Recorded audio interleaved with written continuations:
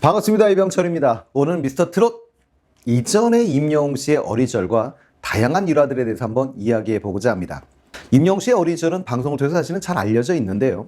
5살 때 아버지가 돌아가셔서 얼굴이 잘 기억이 안 난다고 하죠. 그리고 그로 인해 생활고에 시달렸다고 하는데요. 아버지가 돌아가시고 먹고 살기 위해 기술이라도 배워야겠다라고 생각하신 어머니는 임영웅 씨를 큰 삼촌 집에 맡길 수밖에 없었고 2년간 삼촌 집에 살게 되었다고 합니다.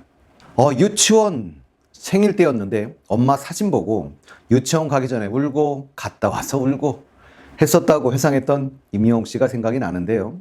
그 어린 나이에 얼마나 엄마가 보고 싶었을까요? 하긴 엄마는 아이가 또 얼마나 보고 싶었을까요? KBS 아침마당에 나오셔서 임영웅 씨 어머니는 이런 말씀을 하셨습니다. 그때는 저도 어렸고 아들도 어렸고 앞이 막막했다고. 오죽했으면 그 이쁜 아들을 맡겼겠습니까?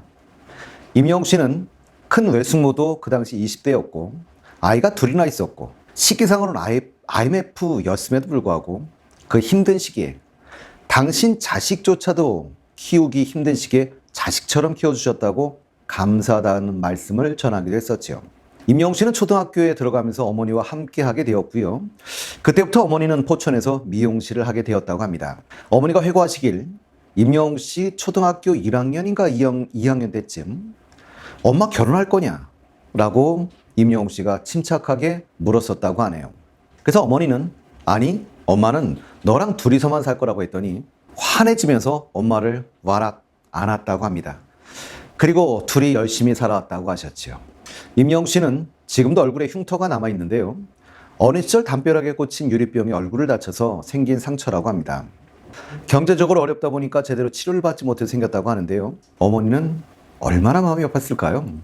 임영웅 씨는 자신의 흉터에 약을 발라주시며 가슴 아파하는 어머니에게 오히려 흉터가 보조개 같다거나 자신의 얼굴에는 나이키 로고가 있다라고 하면서 엄마를 위로하곤 했었다고 합니다.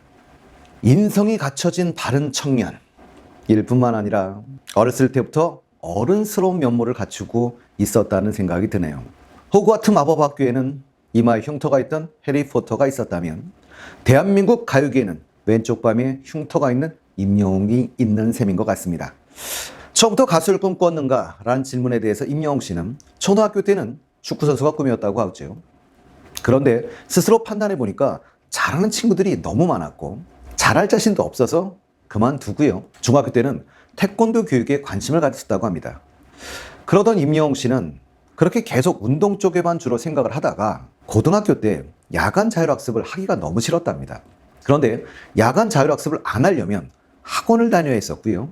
그때 친구가 실용음악 학원을 다닌다고 해서 따라가게 된 것이 지금의 임영웅 씨를 있게 한 것이라고 하죠. 임영웅 씨는 2010년 경복대학교 실용음악과에 진학하게 됩니다. 이렇게 실용음악을 전공하면서부터 사실은 발라드를 하는 가수가 되기 위해 노력을 했지만 잘 안 되었다고 하죠. 그러다가 경연에 트로트로 나가면서 상을 타기 시작했다고 하고요.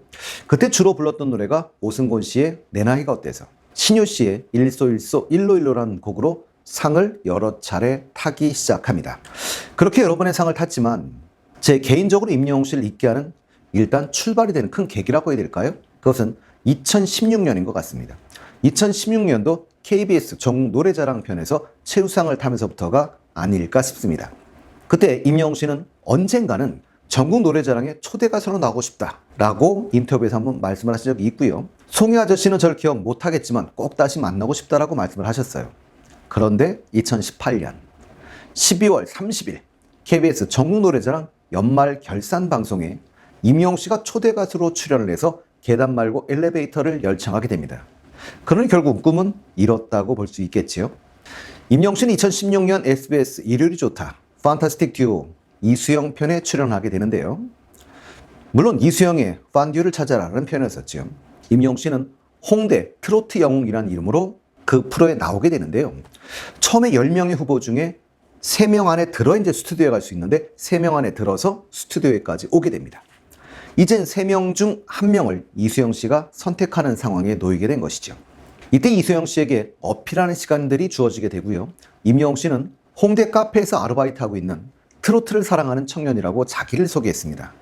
그리고 남진 씨의 그대여 편치마을을 불렀는데요. 그때도 정말 잘 불렀습니다. 그 외에도 이제 성시경 씨의 좋을 텐데라는 노래를 트로트 버전으로 불렀죠. 잘 부르기도 했고요. 관객들에게 즐거움도 주고 박수 정말 많이 받았어요. 그리고 이수영 씨의 그레이스란 곡을 트로트풍으로 불러서 화제가 되기도 했던 인물이었습니다. 여기에 장윤정 씨가 패널로 있었고요. 정말 잘한다 말해도 칭찬을 아끼지 않았어요. 그리고 이수영 씨한테 이런 농담도 하죠. 이수영 씨가 선택 안 할 거면 나 달라. 내가 한번 키워보겠다. 이렇게까지 말씀을 하세요. 장윤정 씨 말고도 패널 분들이 여러 분 더 있었는데요. 거기에 홍석천 씨가 있었는데 짱이다 막 이렇게 말씀을 하셨고, 박현빈 씨를 능가하겠다라고 칭찬하셨어요. 물론 머지않아 능가하게 되지요. 근데 임영웅 씨 끼는 어디서 나왔냐 막 이러면서 감탄도 하기도 하세요. 그 자리에 김태우 씨도 있었는데요. 키워야 한다라고 막 칭찬하시고, 사회보던 전현무 씨는 트로트 인간문화재다 막 이러면서 칭찬하세요. 근데 조금 아쉽게도 3인 최종 선택은 받지 못했습니다. 그건 아무래도 이수영 씨가 발라드를 주로 했기 때문이었다라고 저는 생각을 해요. 임영웅 씨는 이날 방송에서 장윤정에게 칭찬받은 것이 가장 기뻤고, 언젠가 장윤정 선배님과 꼭 한번 같은 무대에 서보고 싶다라고 무명 시절에 인터뷰를 한 적도 있는데요. 지금은 모든 게 다 이루어지셨죠. 임영웅 씨는 이제는 장윤정 씨와 나란히 앉아서 마스터 활동을 할 수 있는 이런 수준이 되었으니까요. 그러다 이제 데뷔를 하게 된 계기는 이 SBS 판타스틱 듀오를 통해서 한 연예 기획사를 토대로 연락을 받게 되었고요. 이걸 계기로 임영웅 씨는 드디어 2016년 8월 데뷔 앨범 미워요를 발표하면서 정식 가수가 됩니다. 하지만 그 당시만 해도 특히 이제 트롯 신인 가수일수록 활동 영역이 사실은 너무 제한적이죠. 그러다 보니까 무명을 벗어나기가 쉽지는 않았습니다. 데뷔 이후에 전국 각지 행사 무대를 다니며 활동을 했고, 2017년 1월에는 신곡 멋이 중한디를 발표까지 했지만, 그리고 대형 트롯 신예라는 별명을 얻기도 하고 큰 기대도 받아쳤고 몇몇 매체와 인터뷰도 했지만 여전히 이름을 알리는 건 쉽지가 않았었죠. 그런대로 좀 스케줄은 있었음에도 불구하고 수입은 상당히 적었다고 하고요. 스케줄은 일정하지도 않아서 오히려 빚만 좀 생기는 이런 때였다고 합니다. 이때 여러분들이 보시면 우리한테 알려진 유명한 건, 그때 물론 편의점에서 일도 하고 여러 가지 아르바이트 했었다고 하지만, 우리한테 알려진 재밌는 일화는 이때 겨울철에 군고구마 장사를 했던 걸로 우리한테 많이 알려져 있죠. 그런 와중에 아침마당에서 섭외가 오게 되었고, 그래서 군고구마 장사를 마무리하게 되었다고 합니다. 2017년 11월 아침마당을 계기로 무명 생활을 이어가던 임영웅 씨에겐 정말 좋은 기회가 찾아왔던 것 같습니다. KBS 아침마당 인기 코너였던 도전 꿈의 무대를 출연하게 되는데요. 확실한 내공을 갖추고 있던 터라 첫 출연부터 순조롭게 1승을 거둡니다. 지금 임영웅 씨의 실력 비교를 할 수 없겠습니다만, 그때 지금 이런 상태였다면 당연히 5승이지요.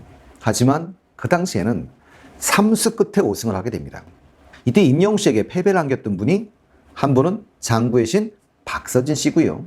또 한 분은 미스트롯2에서 우승 후보로 거론되었지만 학폭 논란으로 자진하차했던 진달래 씨였었죠.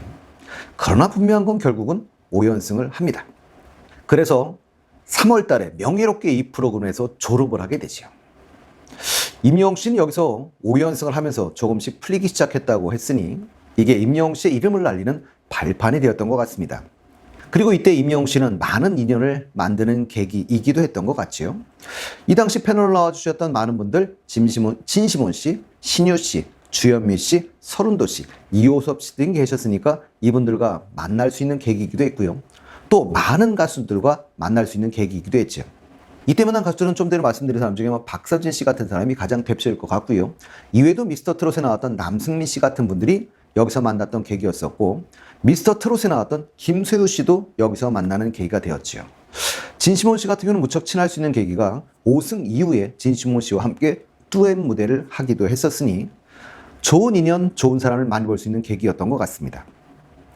2019년 10월에는 행복한 아침이라는 프로에 나오게 되는데요. 트롯계에 떠오르는 아이들이라는 편에 사실은 노지훈 씨와 함께 출연했었죠. 임영웅 씨가 발라드 가수를 꿈꾸었다 트롯 가수가 된 이야기를 임영웅 씨가 이재영 아나운서에게 얘기를 해줍니다. 그랬더니 이재영 아나운서가 발라드 한번 불러봐라 라고 얘기를 하죠. 그래서 성시경 씨의 좋을 텐데 라는 노래를 부르는데요. 중간에 임영웅 씨가 자꾸 뽕필이 들어가서 더 못 부르겠다라고 해서 중단했던 그런 기억도 있고요.